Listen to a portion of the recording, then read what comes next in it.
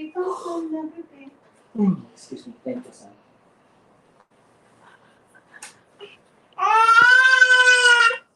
Thank you, Mark. Question. Okay lang ba araw-araw mag-fasting? Yan yung isa sa tanong na nakita natin in our channels and one of the most common questions also. Before I answer, if you can try to answer that on your own, kindly put in the comment section kung oo o hindi at bakit. So, okay lang ba mag-fasting araw-araw? If your answer is yes, try to give reason bakit okay lang mag-fasting araw-araw. At sa mga sasagot naman ng hindi, try to also answer kung bakit hindi okay ang mag-fasting araw-araw. And for me, how do I answer it? It's simply about nature. Ano ba yung natural sa atin as humans? Natural nga ba sa atin mag-fasting o hindi? And ano yung definition of fasting? So yung fasting o pag-aayuno is simply about limiting or inhibiting yourself from consuming any form of food containing calories. In general, maraming iba't ibang klase ng fasting, like spiritual fasting and water fasting. Meron ding iba na, say for example, during Holy Week, na nagfa-fast tayo from pleasurable things. Merong iba na nagfa-fasting na wala lang pork, wala lang meat, but in general, yung pagfa-fasting na we say we mean in our community, especially when it comes to nutrition, is fasting from food or anything that contains calories. So food and drinks containing calories, that is fasting.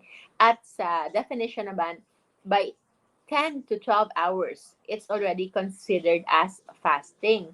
Merong iba, as early as 8 hours, it's already considered as fasting, especially for procedures. Kapag nagpapalaboratory tayo, we say na magpa-fast ka for 8 hours if you are going to take this kind of laboratory. But in general, it's 10 to 12 hours of fasting na wala ka munang i-intake ng fluid and food, especially containing calories. Now, when it comes to nutrition, we say that fasting is really important para ma-reset natin yung ating pangangatawan and for us to optimize our health. Bakit? Because by nature, natural talaga sa atin nagpa-fasting. Alam nyo ba kung ano yung hindi natural? That is not fasting at all. Kasi hindi yan makatotohanan because there is a time in a day, every day, ng kahit ano pang animal sa animal kingdom na natutulog talaga yan. And when an animal, including humans, sleep, hindi pwedeng habang natutulog ay kumakain. Sleep and rest is a given, is something that we do naturally. Kasi yun yung panahon where we do repair, where we renew ourselves. Kapag kung merong mga na-exhaust na dyan, after a whole day's work, it will all be replenished during sleep. At ano yung mangyayari if you are eating while you are sleeping? Your body cannot attend to those repair mechanism. Hindi na yon kakayanin ng ating katawan na mag-renew ito, mag-rejuvenate because all the blood flow ay mapupunta lang sa digestion. That is why it is more natural for us to fast every day rather than eat all day. Hindi talaga natural yan. Sorry to say, but very minimal lang. Only very few people can benefit from small, frequent feedings. And in general, mas makaka-benefit with intake of food together with intermittent fasting. So intermittent fasting is when you restrict your food intake in a certain window of time. And yes, it is okay to fast every day. The question is, how long do you fast? At gaano katagal and ano yung timing ng inyong fasting. If you are very busy the whole day at hindi ka kumakain, that may be okay, pero darating yung panahon na kailangan kumain ka talaga. Huwag mong hintayin na over-exhausted ka na at pagkatapos mo kumain ay magpo-food coma ka na lang at matutulog. You will not maximize the rest and relaxation and repair ng sleep if you will feed too much kapag busog na busog ka at itutulog mo lang. Yes, you may feel like you've rested well, na nakatulog ka agad, but it doesn't mean na yung repair mechanism sa katawan mo ay nangyari. Nakatulog ka lang because your brain shut down. Kasi nga, yung blood flow nasa intestines mo for digestion. But it doesn't mean na yung pangangailangang pagkukumpune at pagre-renew ng mga kailangang i-renew sa ating katawan on a day-to-day basis ay nangyari. That is why, kung pwede pa lang, you eat also when you are most active, when you are spending a lot of energy. Hindi kailangan first thing in the morning then. Pwede na in the middle of the day. Because when we wake up in the morning, actually, kapag tingnan natin yung ating history as humans during evolution, sanay tayo na walang breakfast meal. Sanay tayo na sa umaga walang naka-ready na pagkain. So that's why it is part of the dawn phenomenon and the effect na kapag dawn or early morning, there is a natural rise in our blood sugar, even higher than the blood sugar nung natulog tayo. For those who are diabetics who have been monitoring their blood sugar, you can see na yung pagtulog nyo na blood sugar ay actually mas mababa pa as compared sa pagising nyo sa umaga. And so many people are wondering, paano nangyari yon na wala nga akong kinain the whole night and yet pagising ko sa umaga ay mas mataas yung aking blood sugar. That is because our body, that is a very, very simple evidence na yung katawan natin ay kayang mag-produce ng kanyang sariling blood sugar kapag kailangan niya ito.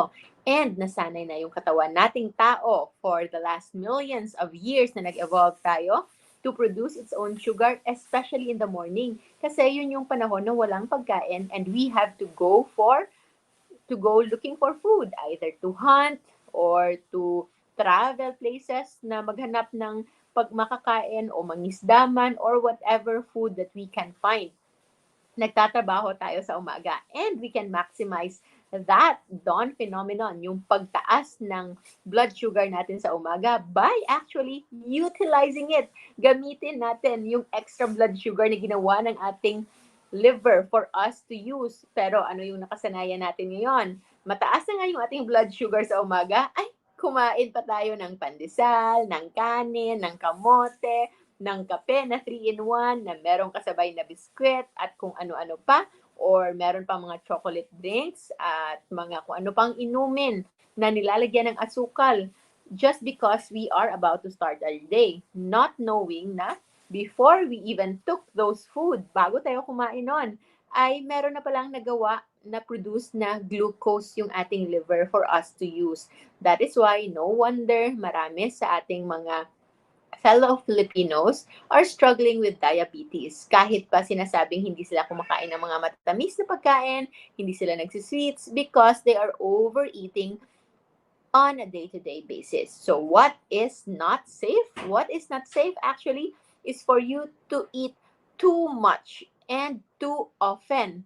Sobra-sobra at sobrang as frequent din, parate. Panay kain na halos na tumitigil lang sa pagkain the moment na ikaw ay nakapikit ang mata. But the moment you open up your eyes, yun, naghahanap naman ng pagkain. So, it is very safe for anybody to fast 10 to 12 hours in a day. Very short lang yung mga taong hindi pwede yan. Like mga newborn babies, they have to be fed at least every 2 hours. And for others naman na merong mga gastrointestinal problems, na nagkakaroon ng discharge na halos lahat ng kanilang kinakain, yung merong mga ileostomy, jejunostomy, yung merong tubo sa tiyan na lumalabas yung pagkain, they might need some frequent feeding. But if you are not part of those population, then there's actually no need for you to worry about not eating overnight. So an overnight fast is very, very natural. And when something is natural, it is okay. It is safe. So generally, at least 10 to 12 hours of fasting in a day, especially sa mga beginners pa lang, it's very easy. You can just end your meal. Kung pwede, 6:00 ng hapon, tapos ka nang kumain.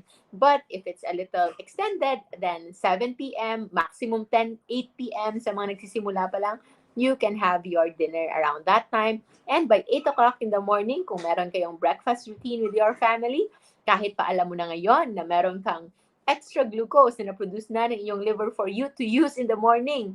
But if you choose to have breakfast to spend time, quality time with your loved ones, I hope you choose meals na hindi na makakadagdag pa ng inyong blood sugar.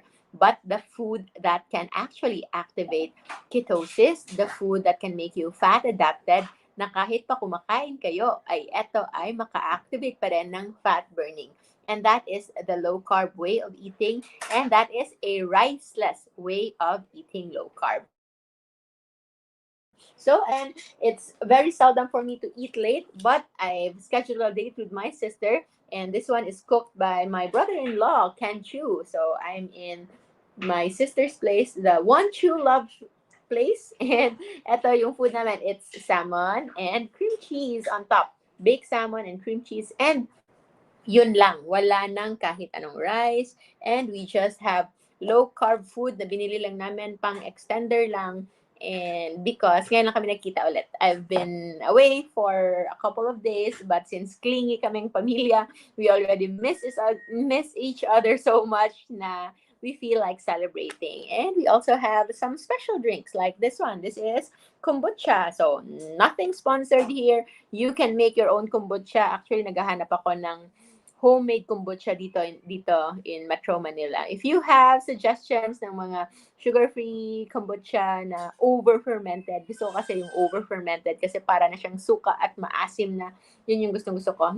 Parang nagsasalivate ako just thinking about it. Let me know kasi naghahanap ako niyan. Pwede rin, isa siya sa mga bagay na ayokong gawin. I know there are many ways to do it DIY, but I don't want to have that problem. Pinipili ko lang yung problema ang gusto kong problemahin, at isa yon ay hindi ko gustong problemahin ang paggawa ng kombucha. So, thank you sa mga magsasuggest na kayang gawin lang. So, I'd rather just enjoy the hard work of others and I will just compensate accordingly. So, there's always a way to do fasting, the safe way and the healthy way.